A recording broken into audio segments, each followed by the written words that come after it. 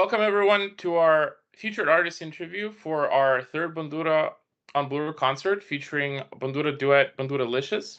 Banduralicious is a musical project by two close friends, Oleksander Petlura and Borys Ostapienko, dedicated to reimagining the Ukrainian bandura for the modern world.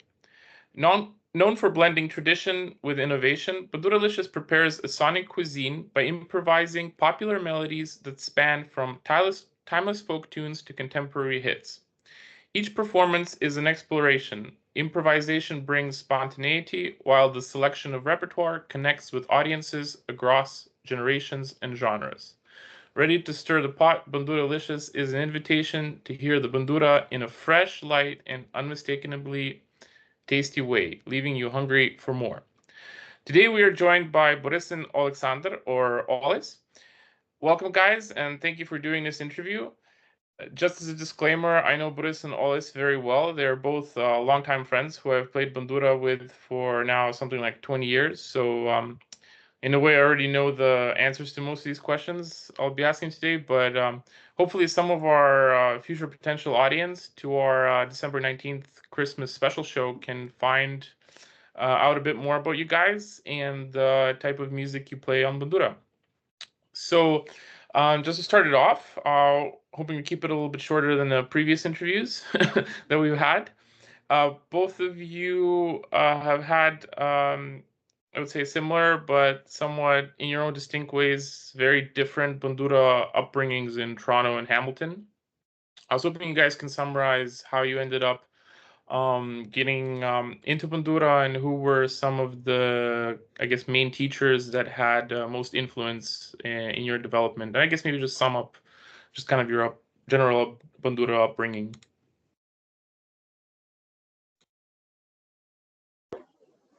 Yeah. So, anyways, Otis, thank you for this interview. This is we're looking forward to this concert. So basically, my kind of bandura journey began more than 30 years ago now.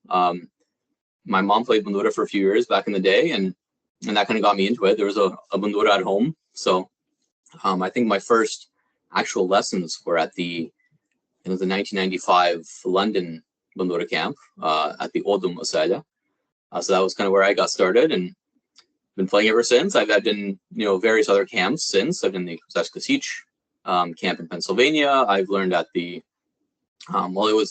it wasn't called Litnia Zustrich at the time, but it was the Bandura camp in Hawkstone. So I've done that.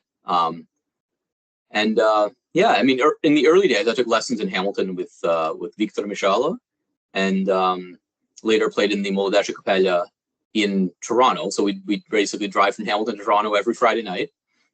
Later, that kind of, I was a founding member of the Canadian Bandura Capella. And just over the years, I've had many instructors. It's hard to name them all on even on two hands, but I guess mainly in the early days it was Victor, and then later I would say Taras Lazarkevich and Oleks Zansky were big influences.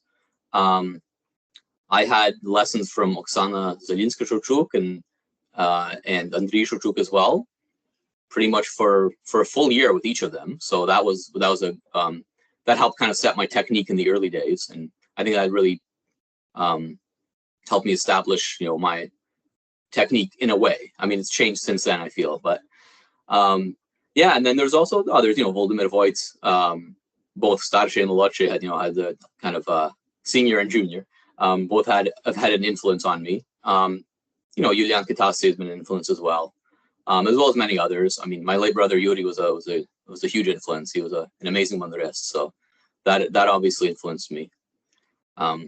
Yeah, and since then, I'd say I've learned more from kind of peer bandurist, kind of peer-to-peer learning, whether it's an ensemble or from other instructors at camp or something like that. So,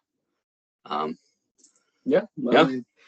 For me, it was about 25 years ago. I started when I was, I think, 6. I originally started on the piano when I was about a year younger than that, at 5, and then my parents just kind of found a bandura, essentially, is what they kind of called it. And it was a group of 5 of us that started out of St. Sophia, also with Victor at the time. And I kind of grew a liking to it, just like like all kids, it wasn't exactly something that you were especially fond of, let's say at that age, when you're like thinking of other things where it's, you're playing games or soccer or whatever was more important at the time. But, I found a liking to it. It was a good group of people and everything. And, over the time, I really wanted to kind of get into it more seriously and all that.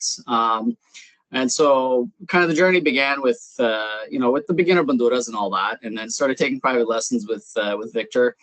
And then gradually moved up to kind of a Ljubljanka, a 3/4 size, which I was playing for maybe about a year and a half. And then I think at some point I realized, it wasn't quite the sound that I was hearing, because I would hear, different people play bandura, and I was like, I'm playing the same thing, but it just doesn't quite sound the same. And I'm wondering, like what's going on here, right? So I mean, there was a period there, I think, for a couple of months where I just, I refused to kind of play anything and just kind of said, like if this is it, then that's probably that. And it wasn't really until we kind of saw a solo concert of, I think it was also Victor, who was playing a master built Chernihiv at the time, and I said, that's the one. I want to play that exact instrument. When I was taking lessons with him, he made something work, and he's like, I don't quite have that one, but I got something very similar, and that's the bandura that I still play to this day. And I fell in love right away. I was like, it was different. It had different mechanisms, different everything, but I really started to pick up a liking to the instrument, to the point where I kind of took my piano lessons and all that. And from about 12, I think, or just before that, Volodya kind of came over from Ukraine. There's a lot of master classes that I took with him, and he was a big inspiration as well. Kind of gave that push for the more modern music and everything like that. And then since then, it's been, just kind of playing since then. Had a couple of competitions that I went out to Ukraine for and all that, which also kind of inspired the playing, just the creative process. And then so many other things, like playing with the capella, obviously, Banduralicious with Oles. That's kind of where we met, through the capella. Then, BBB, which was a previous performance of Bandura on Bloor, the four of us that played as well. So there's been a lot of things over the years where we've kind of like all I said, where we've kind of developed off of each other and sort of developed our own unique style. When someone kind of asks, how do you guys play? There's no definitive school that kind of, defines our technique. We're sort of our own thing, and that's, I think, what makes it very, very unique, especially with what we're going to be showing you guys on the 19th with Banduralicious. Yeah, so touching back to like actually the duet itself, so I remember you guys, this must have been 2011, 2012 when we went to the States, to the Взяв Bandura Camp. It was one of our first years, I think. And at that camp, I remember you guys played Pirates of the Caribbean theme. It was really popular. The kids really loved it at the instructor talent show. And at that time, it was kind of like, I don't want to say a joke, but it was kind of like a fun kind of duet that you made. You called it Banduralicious. And then I think since then, I think you must have played on a couple of other talent shows, but it's only been, I think, since 2024 that you've officially released like a video on YouTube and started an Instagram page only like about a year ago. So I wanted to ask, like, what kind of, I guess, inspired you to start this duet kind of seriously and for real, and now you're performing obviously with TBF here. So I guess what sort of who or what inspired you to decide to turn a duet into something kind of more substantial, and when you kind of decided that? Yeah, so we actually, our first performance together was in 2011, and at that time, that was before we even chose the name Banduralicious. We were Tisna. and we played Hey Skinamos. So that was Oh, literally that's right. that was our, That's right. Yeah, Yeah. Well, that was technically that was before Banduralicious, right? Because correct. Yeah. So it was before we chose the name Banduralicious, but it was still our duet. So I guess the precursor duet is Tisno, right? Yeah. So that was our debut. That was our very first time playing, and we will be playing that song at the concert. So everyone will get a chance to hear that. I'd say more recently, I think we were just talking about it earlier today. I think it was just post-COVID boredom that sort of, made us kind of like take it more seriously, because we play in the Canadian Bandura Capella together and Bandura Beyond Borders, and it's sort of nothing really was happening at the time, and we're like, okay, it's been years we haven't really played Bandura seriously. Let's do something. Right. So we put out we recorded a few songs, put a few out on YouTube. We made a music video. Yeah. We worked with a couple of collabs as well with some people. Yeah. And then we've done sorry, I said it was a year ago. It was 2022, right?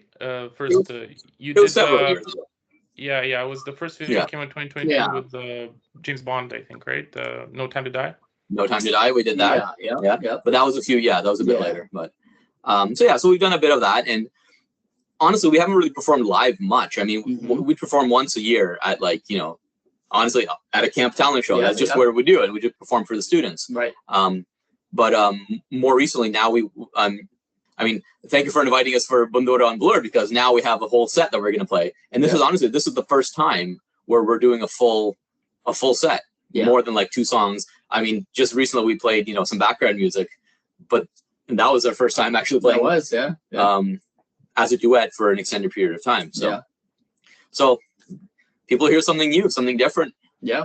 And I think a lot of it, kind of, especially with the social media stuff, kind of a shout out to Ivan Dustanovsky, who kind of pushed us towards that, with the Bandura Labs and all that. I mean, it really kind of inspired us to take a liking towards, pushing the content forward and, getting it out to the masses, and, rather than just having something where it's like, we played for the kids at camp and all that, we kind of made it into something a little bit bigger. And, now we're kind of excited to share with, what we have on the 19th. So he was the inspiration for our Instagram page. Yeah. We didn't really have any social media presence before that. Right. As a duet, of course. Right. It's great you guys started this project. It's because I think it's been long overdue. I feel like there's a lot of our mutual friends have always been pushing you guys to do something more with it, and it's finally come to fruition. So just Borys was talking earlier about just kind of his choice of Bandura, and so nowadays I find there seems to be kind of a resurgence into Kharkiv style playing and Starosvitska trend playing, and both of you guys really love to play the kind of the old Chernihiv factory made Bandura. Just for people who might not be aware, the Chernihiv factory existed in Ukraine up until about 1990, 1989. Don't exactly remember when it closed down, but it primarily made the typical kind of a black back, either with mechanisms or without bandura that you see kind of nowadays most banduras to play. But a lot of these are kind of refurbished now. But you obviously love playing that Chernihiv style, Chernihiv factory bandura. I play one that's refurbished, and Oles is a pro at refurbishing and maintaining these instruments. Just for the record, maybe you guys, if our listeners don't know, Oles is on the left, Borys is on the right. Yeah, because it says Borys on the left. So just in case nobody, don't confuse the two. But so the banduras you guys play, they just sound, and the sound they produce is incredible. I find it's oftentimes better than the majority of kind of the banduras that are newly produced nowadays even. What would you say, this maybe is more a question for Oles, but what would you say are the kind of the 3 most important factors in getting the absolute like 110% out of a Chernihiv from sort of like the 70s, 80s, and 90s? So maybe Oles could answer that. Yeah, so I'd say the most important thing to get a good sound is the strings themselves. Because if you have old strings, dirty strings, or even just the wrong strings for the instrument, it's not going to sound right. So you have to have a good string. And the next most important thing is the final contact points from, on the bridge and on the nut where it kind of makes its final contact is absolutely critical. If you have a good string and good contact points, it's going to sound good. Beyond that, honestly, it's just everything else. So the wood of the instrument, the shape of the instrument, the size of the instrument, the finish on it. The tuning. The tuning, yeah. Important. Well, that's right. That's number 3. It's the tuning. It has to be in tune. Yeah. So if you have the contact points, a good string, and it's in tune, it's going to sound good. Everything else beyond that is just to minor just to accentuate the sound, make it a bigger sound, a longer ring, a more complex tone. But the actual the root of the sound is that. So that's the most important thing. And our bandura, like you mentioned, we played Chernihiv-made. One of the things that makes Chernihiv-made sound the way it does with the the deep low end and kind of the long ring is the length of the strings, right? If you compare it to any Kharkiv style bandura or Lvivianka or Starosvitska, you don't have that same string length throughout the instrument, and I'm talking like all the way from the bottom to the top. So Chernihiv-made already has that longer string sound, and our bandura specifically, we tune it up a tone. So basically, we have added basses, so we don't lose any low strings, but everything else is up a tone. And therefore, because the instrument, as it goes up the instrument, it gets narrower, narrower, narrower. Every string, let's say our G, is where a normal F would be, right? And that's the case for every single string on the instrument. So our banduras have even longer strings than a normal Chernihiv-made. And that really than any other bandura that I know of that's been like mass produced that people play. So so that's kind of part of our sound is kind of the clean tone and the nice long string sound, and it has that ring, it has that depth. There's more to it as well. I mean that's kind of like the root of it, right? Yeah, I would say. Beyond that, to get more of the sound, that's now to do with the kind of bridge you have, the type of wood. The type of wood is made of, even the thickness of the wood. Typically, Chernihiv-made was somewhat overbuilt. The backs are about half an inch thick almost at times, so like over a centimeter sometimes. When I refurbished my bandura, I thinned it out to about half that, so it's about 5 millimeters. I think it's a little bit less than a quarter inch. I think Borys's was probably done as well. It's probably about the same. Yeah. That helps with the resonance. That helps kind of with the projection of the sound as well. So that's Borys was remade by I think Volodymyr Voigt Senior. Yes. Yeah. And mine was a standard factory model bandura that I kind of redone myself. Yeah. But both of them are not in their original forms. Right. Both in terms of string layout and the string tension. I haven't mentioned that, but basically you need a balanced string tension from the lowest string to the highest string, right? If you're playing a run, you start on floppy strings and end up on very tight strings. Or if you want to say play a loud chord in the lower octave, if the strings are too loose, they're floppy and they hit each other and you get all this buzzing. And so basically I've come up with a custom string tension for the instrument, specifically for our tuning, which is the tone higher, to make sure the instrument is well balanced. And we actually have, I think, the exact same strings from bottom to top. That's another reason why the banduras blend together so well. It's the same brand of strings, the same thickness in the same location. So that's how we get our, I guess, like sonically, that's part of our sound. I mean, there's more to it. There's also the way we play it. The nails we use, the little finger picks. You can go on, the angle of the attack, all that stuff. But yeah, I mean, that's so there's a lot more to it, but not to get into too many complexities. Basically, our banduras are modified; they're not standard Chernihiv-made, and then we take it as even a step further of like getting the right string tension and everything, and even having them be consistent. Our banduras are not much different from each other. Sure. So it blends very well as a duet. So, how much do you think, we have maybe just one more thing to add as well in terms of like maintenance and just like your general knowledge of how to take care of these instruments. how much does that have to do with kind of, I guess, your level? Because I find that like your quality, I find a large part of about like your quality of playing, both of you, especially Oles, is that like, it's like getting your car prepared for the race, right? Like if it's in top shape each time, you're gonna do better than everyone else, right? Like, and I feel like all this is, I mean, and Borys as well. Like you guys, so you'll, a lot of these banduras, like really good banduras that I know of,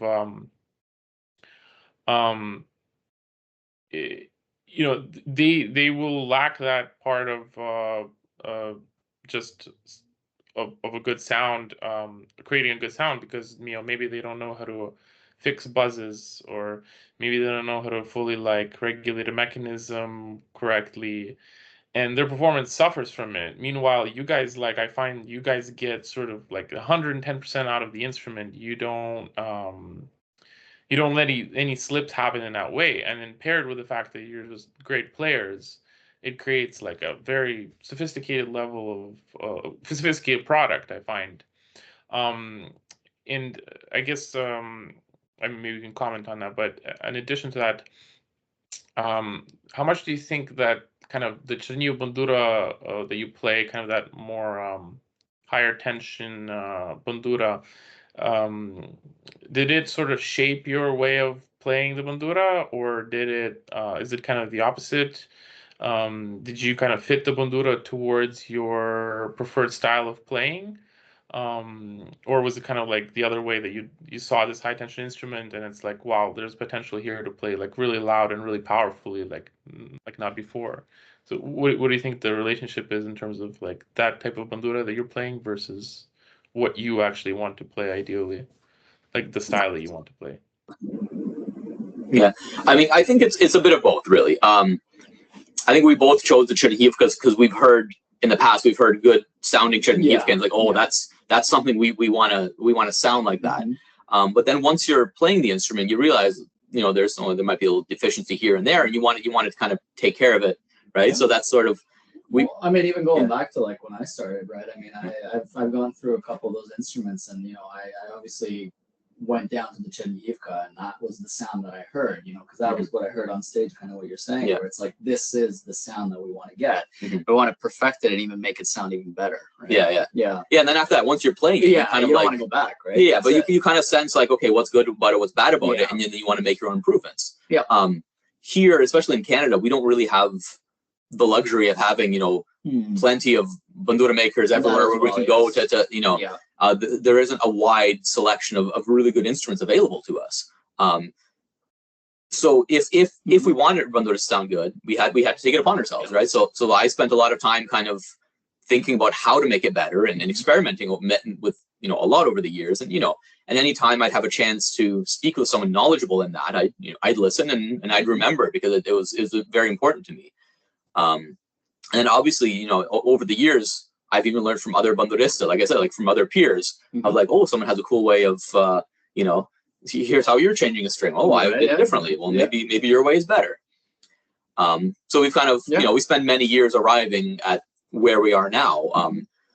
Again, because the quality of the instrument is so important for the performance. As you mentioned, like the performance would suffer if you don't have the best instrument. But also by spending a lot of time playing a good instrument, the bandurist gets better, because then you want to play. You want to play, but you'll also hear the ring. You're not going to put your fingers down to mute the strings too soon, because they're clearly still ringing. Whereas on a lower quality instrument, they may ring out and then deaden almost suddenly. So you'll play with a different technique, and it won't matter. So.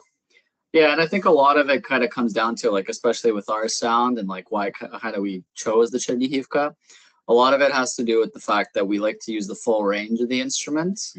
So kind of going back to Oles's earlier point, where the strings are still ringing. We have longer strings. They're also higher tension, right?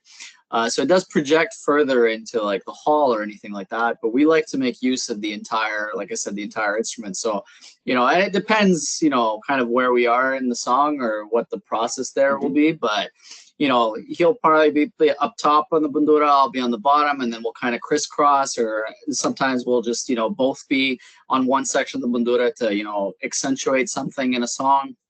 And I think the Chernihiv bandura really does that very well. And I think the key thing here is that, you know, you do have like the Starosvitskys, the Kharkivska banduras and all that, where you are able to play, kind of, let's say, like a left-handed, you know, melody and a right-handed walking bass, kind of like a piano, right? But a little bit more simplified.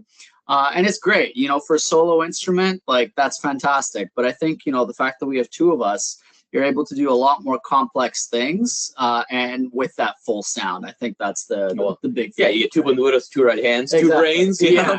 It's almost like like two right hands, two left hands, right? So you got double of everything. It's a built-in advantage. Exactly. Basically, yeah. Exactly. So, yeah. No, yeah, it always sounds epic. So I just want to move on a little bit towards like your actual arrangements. So most of them I find are kind of just mostly improvisations that have kind of a certain set structure, but are never really performed, I guess, identically every time. Which, of course, makes listening to you guys exciting for kind of other bandurists, especially and musicians, since you know what to expect on a particular song. They might have heard you play it before, but it's like something different might happen this time because it's not kind of a set thing. You kind of do improvise on the spot a lot of the times, although maybe a lot of it is planned. But that's pretty much why I wanted to ask, maybe you can tell the audience a little bit about like kind of your creative process. How do you generally go by and deciding, you know, what repertoire you're going to play, and how do you approach and kind of getting together an informal arrangement? How do you plan it out, and how do you then go by like fulfilling that kind of plan in a performance?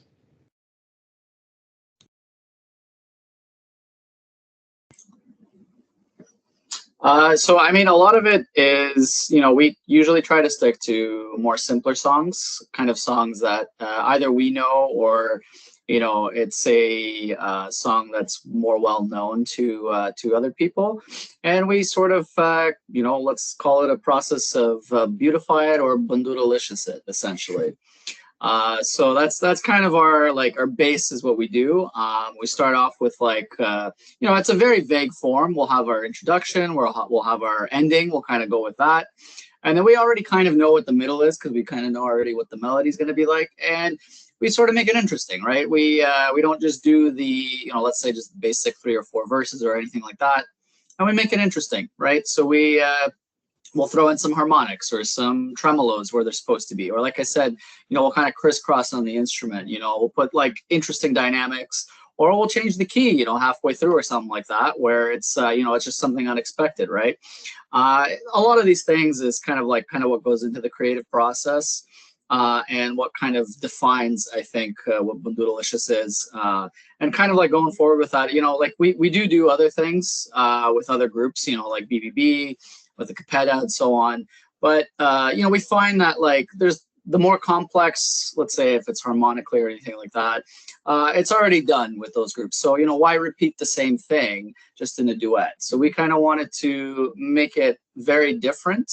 And I find that a lot of our audiences, you know, like at camp and anything like that, when they hear us play, you know, they're like, oh, like we hear that tune. We know what that tune is, but that's something different, right? Like they haven't quite heard it in that way.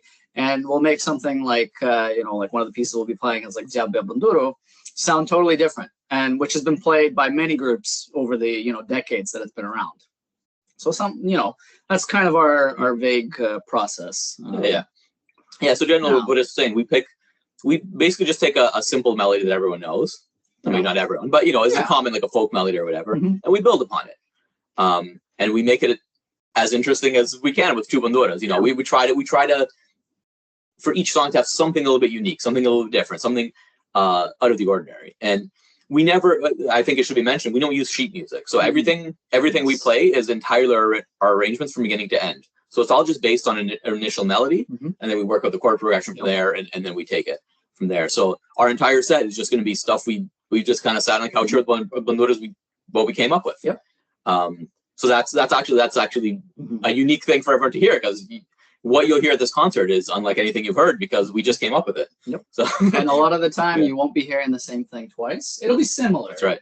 But you will experience it a little bit differently every time. We focus on standardizing the structure because we need to know what we're doing, especially for a concert of this, more than a song or two. We we can't just play 10 songs kind of completely randomly. So obviously we have to work on a structure, but within that structure, where it's a little bit flexible. Yeah. So we'll see how we feel that day. So just before we move on, I know you tend to do a lot of kind of Ukrainian. You pick various Ukrainian songs. Some of them are known, some of them not so much. I mean, for just kind of a non-Bandura world listener, and you're really sort of taking these up like 3 or 5 different levels. But I also noticed you also do some. Have recorded some contemporary songs. So, like I mentioned, "No Time to Die," and then also "Let It Be" by Beatles. And you've had some featured vocals from Alina Kuzma and Alisa Ostapienko. How much is that also kind of part of Banduralicious' favorite repertoire, like doing kind of Bandura arrangements, duet arrangements of kind of popular, more Western songs? Yeah, so for this concert specifically, we're focusing mostly on Ukrainian folk songs. I mean, there's going to be a few carols, a few English carols, people recognize. Right, so it's a Christmas concert, just a reminder. Yeah. We're actually, a lot of it will be Christmas, right? I'm assuming. We're going to talk about that. We're going to basically the appetizer and dessert. We'll talk about that later. Yeah, we'll talk about it later. Okay. So we'll talk about the repertoire later then. But in general, so this is what we call organic Banduralicious, where it's just the two of us, just instrumental, no other sounds, no singing, no other instruments, no other people, just us. Some of the stuff we post online is what we call either Banduralicious +1 or Banduralicious and Friends. Yes. So that's kind of something I think we're going to explore more in the future. Maybe we'll even have a performance like that in the future. But for now, we're sticking with the organic Banduralicious. So that's what this concert's going to be, just us as a duet. Yeah, just let our audience know. I remember Banduralicious. They did. They played at. I remember in Toronto. Marina Kruch was a very popular Bandura player from Ukraine. Was performing in Toronto, and Borys and Oles. They did a song or two, I believe, with Alina Kuzma at that concert as an opener. So they've had some performances here and there. It's not the first one technically. They've been around. But before I guess we just talk about the repertoire, I just wanted to let everyone know that, or remind everyone that this concert is going to be a partial fundraiser for to sponsor scholarships for Ukrainian children who have recently moved to Canada due to the full-scale Russian invasion of Ukraine, to the Litnia Zustrich Bandura Camp. So previous concerts TBF has organized. We did 2 Bandura and Bloor shows this year, and obviously the festival in October. We've mostly fundraised for the Canada-Ukraine Foundation, but with this concert, we thought it was fitting to fundraise for something like this, to give maybe some kids who have never played Bandura before an opportunity to go to a camp and discover Bandura, and especially kids who might have recently moved to Canada. Maybe their parents wanted to, discover Bandura in Canada, which happens a lot in this country. It tends to be a lot of Ukrainian kids move to Canada and end up playing Bandura in Canada instead of Ukraine. Both of you guys, and actually myself, I used to, back when the camp started, so Litnia Zustrich Bandura Camp, if for those of you who don't know, it's a Bandura camp, takes place in Hoxton, Ontario, at the UNF Circle Campground. It's always in August, usually the second week of August, I believe. sometimes fourth, I think. Yeah, it's like third, fourth. Usually the end coincides with Independence Day. And it's mostly organized by the Zloty Bandura Capella, also in conjunction with Toronto Bandura School. And Oles Petlura, who's part of Banduralicious, he's one of the general, helpers and organizers of the camp every year. And Borys and Oles always instruct at the camp. I remember I used to instruct at the camp for a couple of years back when it just started. So I was hoping maybe you guys can tell us a little bit about the camp and about what kind of experience kids get at it. How has the camp sort of grown over the years? How has what kind of the Bandura experience do attendees of the camp get? Maybe you can talk a little bit about that. Sure. Yeah. I mean, the general, like you said, the Bandura camp happens, just north of Barrie. It's usually a week long. We'll have, depending on, the week and how it's organized, usually we'll have them come in, Sunday afternoon or Saturday afternoon, depending. And then they'll have a full long week of just Bandura playing, not just only Bandura, but also, they get to socialize with their friends. And again, like you said, it's usually just before the school kind of starts. So it's a nice kind of like getaway for a lot of the kids, where they get to, just kind of see a lot of their friends, like maybe they haven't seen them for a while, or some that they have, they've been at past camps or anything like that. So there's that aspect as well. And and then we have a zaključni concert, final concert, where we kind of showcase the talents of the children, kind of what they've learned over the week. And I mean, I'll be honest, sometimes the repertoire it's quite substantial. I mean, a lot of the time you'll have a group piece. Where the kids will be put into certain groups where they will be expected to play that at the final concert. The group is divided by level, by playing level. Yeah. So you'll have them divided by playing level. Approximately, let's say 6 to 10 per group, something like that.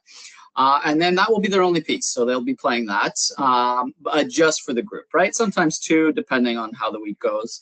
And then you'll have the full ensemble pieces, and that can range anywhere from 2, 3 to 5, depending on the level of that year or the group that they're in.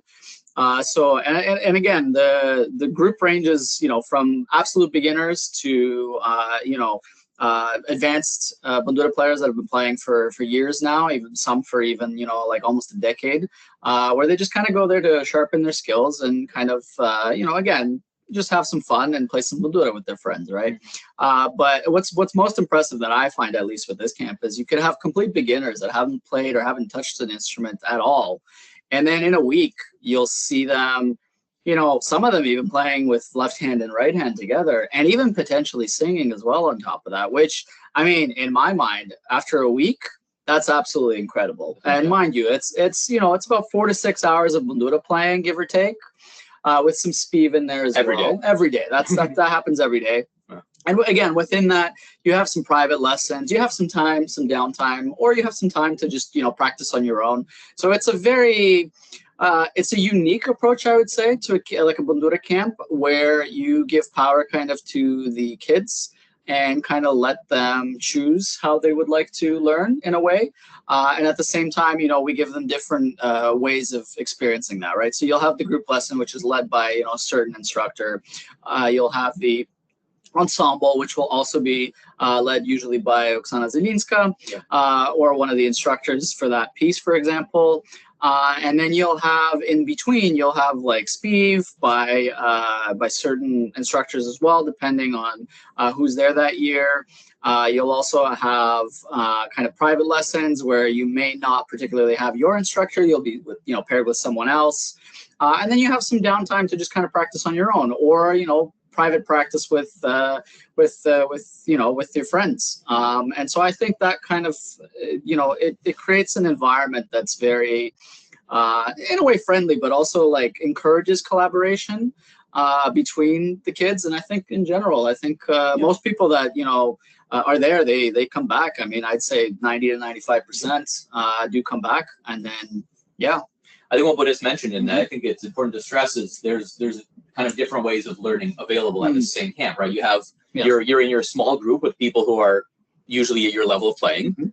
And then you have an individual lesson that same day. So it's one-on-one with the instructor, and then you're part of a large ensemble with everyone together. So you immediately, just in a single day, and every day, basically, you have 3 different types of learning. So if someone's more, you know, so some people are, you know, they're more suitable just for playing in an ensemble. That's what they're good at. Other people don't particularly like the large ensemble, but they love playing on their own. So they have that individual lesson. So it doesn't really matter how you'd like to learn or what your, you know, fortes are. You kind of like, everyone can get something out of it. And I think that's one of the reasons it's been such a success. In the early, so basically this camp, or I should say any Bandura camp, just at Hawkstone, has a history dating way back to the 1960s. I think in 1966 or 67 was the very first Bandura camp in North America took place right at that campground, basically. And since then, there have been various camps over the years, you know, organized by different people. The most recent kind of rebirth of that happened in 2017. And that involved us directly. And obviously, Oleksander and Borys has been a huge part in kind of the rebirth of that. The first year, I think we had 15, 16 students. The second year was similar. Then there were the COVID years, which unfortunately we didn't have camps at all. But after that, there's sort of been an explosion in popularity. We've had, I think the past 2 years we've been at capacity. We've had about 50 students. So, I mean, I expect that to be. Is that was that partly due to like a lot of maybe new kids coming from Ukraine, or how many would you say have came from, or kind of a new resurgence of, I guess, forced immigration? I mean, there have definitely been a few. I mean, I don't know the exact number, but there have definitely been a few that have recently come over. But a lot are people, like the students just keep coming back. So it's the students that were there in the early years have continued, and oftentimes it's even younger siblings that now join, or their friends become. It's they tell their friends, and then you know, it's like a fun thing. A lot of the kind of the growth has been entirely word of mouth. We have you know, we haven't done a huge advertising campaign for it, and in fact in recent years we've done almost nothing, and it's at capacity. So so it has kind of naturally grown. So those when does typically when does registration start, just so if people want to have a chance to maybe register before it's too late? So registration, it's not super early. It's usually like in March or so. Kind of usually early spring is when registration starts. Usually priority is given to students who have already been there in the past. They have about a month or so to sign up, and then after that, it's the registration opens to anyone new who would like to join. So usually, I think for anyone new who would like to join is probably in I think it's in May. I'm not sure if it's been worked out this year, but that's kind of what it was last year. And then usually there's about a 2-month period where you're able to sign up. Kind of usually an early July deadline, depending. Finish off here. I just wanted you guys to, I know you mentioned this already before a little bit, but maybe you can briefly tell us what kind of songs we can expect to hear on December 19th. So this is a Christmas special show. Some of these songs, some of this repertoire in this concert will be Christmas. Some of it will not be. We'll try to mix and match to make it interesting for everyone. But maybe you guys can tell us what you're working on, and if you guys have any interesting curveballs lined up for us. So basically, I'd say the appetizer and the dessert is going to be Christmas carols for us. And then the main course will be sort of traditional folk songs that we've kind of elaborated on and kind of put our own kind of spin on it. So, there are some curveballs, but it's hard to discuss. I mean, basically within songs, we try to do something interesting with each song. So I guess you could say each song has a little curveball.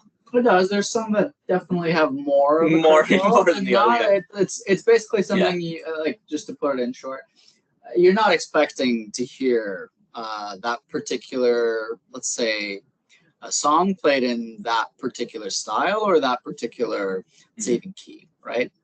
You just throw that in there. So we try to make things interesting. So are there any carols in particular that, like, you might have done like an interesting arrangement on that, maybe like the general kind of English audience haven't heard before, would be interested in hearing.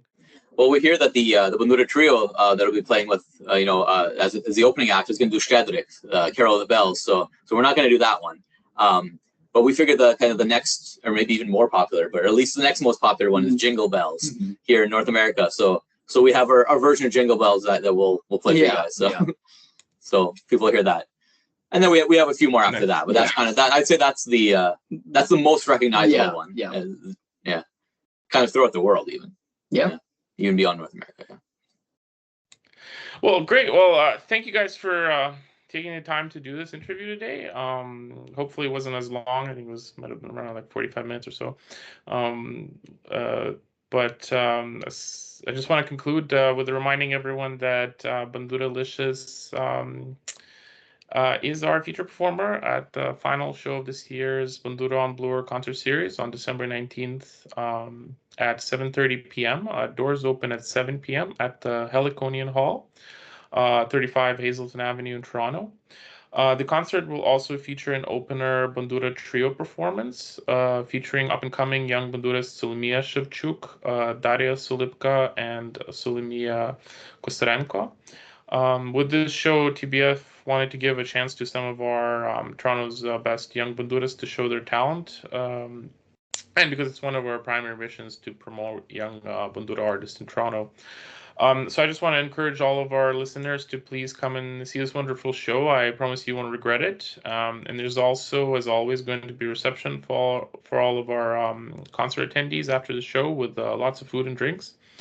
The venue is also very close to base stations, so if you don't want to drive in the winter and want to take the subway, it's also a very good option. And there's plenty of parking near the venue, although it is mostly paid. But since it is an evening event, it's usually not as expensive there, I think, on a Friday night as it is on Saturday. So also a reminder that our tickets are still available online on TorontoBanduraFestival.com, and you can also find the links in the video description. Reminder that, like I said, and we discussed, the partial proceeds for this concert will sponsor scholarships to Ukrainian children who have recently moved to Canada due to the Russian full-scale invasion of Ukraine to attend the Litnia Zustrich Bandura Camp in Hoxton, Ontario. So just to conclude, thank you guys again for doing this interview. And if there's any last kind of shout outs or invitations you want to do, fire away. But other than that, just like a final word, join us for a tasteful experience. It's not like anything you've probably seen before. If you are looking for a new experience, we look forward to seeing you all at the concert. If you would like to talk to us about anything you've heard, here on the podcast or, whether you're at the concert, just come meet us at the post-concert reception and we'll see you there. Yeah. I'd like to thank Orest for this interview and thank you for inviting us and putting on this concert series. It's obviously encouraged us to kind of, put on a larger performance more than like a song or two. And obviously other acts have performed from Bandura and Bloor too. That's an inspiration for us too, because we've seen performances that we wouldn't have seen. Yep. So anyways, thank you very much. Thank you, Orest. And we'll see everyone there at on December 19th at the Heliconian 7:30 p.m.